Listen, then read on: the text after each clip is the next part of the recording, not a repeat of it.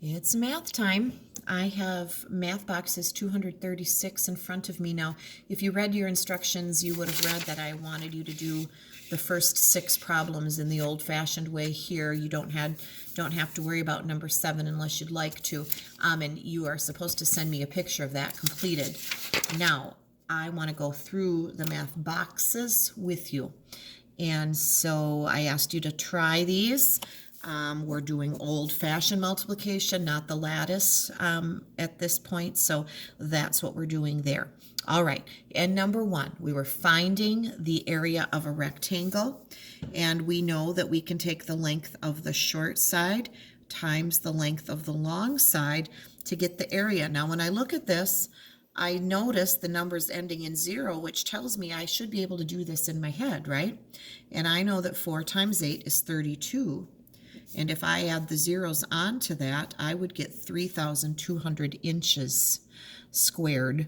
That little 2 stands for squared, which you'll learn more about, but that would be the area, square inches, of that rectangle. All right, practicing multiplication, I'm just going to rewrite this on the side and do our layers. You could do it over there too. 8 times 6 is 48. We put the 8 down and carry the 4. 8 times 5 is 40, plus 4 would be 44. So there is our first layer. I'm going to put a 0 there to hold the spot and slide to the left. 7 times 6 is 42. I put down the 2, carry the 4. 7 times 5 is 35. 35 plus 4 would be 39. Lining those up carefully and adding. I get 4,368. Just make sure you put that 0 in that second layer and that you're lining everything up nicely and adding carefully, and you should be fine. And you can have someone check these at home too, so that you know how you're doing, and I will look them over as best I can looking at the pictures you send me. All right, going on to number 3. Taylor has 74 inches of string. He wants to tie equal-sized pieces of string to 8 toy cars. How long should each piece of string be? So he has 74 inches and 8 toy cars. That would be 74 divided by 8.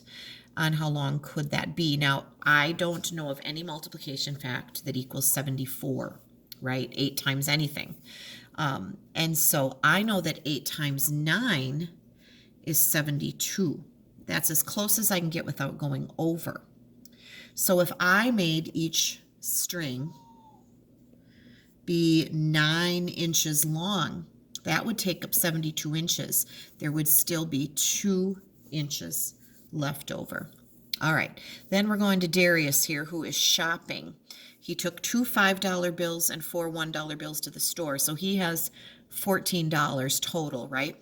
He bought shoelaces for $127 and 2 packs of batteries for $3.59 each. It does not say to estimate, so I'm going to add up what he bought. I'm going to start my first step to add that up. So he bought 3 items actually. So I have 7 and 9 would be 16. 16 plus 9 would be 25, right? So I'm going to put the 5 down and carry the 2. 10 and 4 would be 14. 6, 7, 8. Now I get $8.45 with those decimals there. That would be $8.45. But that is not the answer. And we always have to read that question carefully. The items cost $8.45. Now let's think about what he brought to the store. What is the smallest amount of money he can give? Well, he's going to have to give, can he give $9? Because $8 wouldn't be enough. $9. Can he make $9? If he gives a 5, and he does have 4 $1 bills, right? He could give the cashier $9 by using one of those 5s and all 4 1s. And that is the least or smallest amount of money. Now, some people might just hand over the 2 5s and get some change that way, but the least amount of money he could do would be $9. I hope that makes sense for you.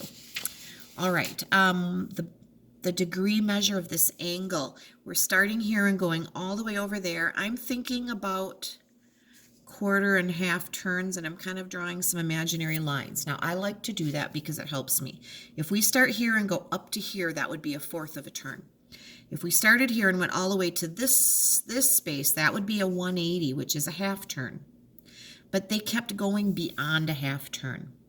So this is more than 180 degrees. So a square corner is 90. Another square corner on this side is 90 plus 90.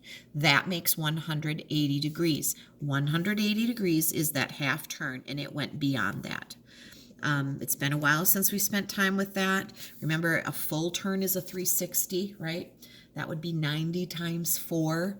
1, 2, 3, 4 quarters that make the whole turn. So that's what we're working on there. Now, what would I use to find weight? A ruler, a clock, or a scale?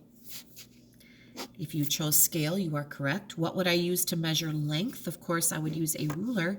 And if I'm telling time, I would use a clock. All right. I love math boxes. I always have. I just think it's fun to bring back those things we've learned and remind us of how far we've come, and then just to refresh our memories a little bit. It helps to see some of these things come back that we haven't looked at for a while. So let me know how you did on this one. Send me a picture of this. Have somebody check it over at home too, and have a great afternoon.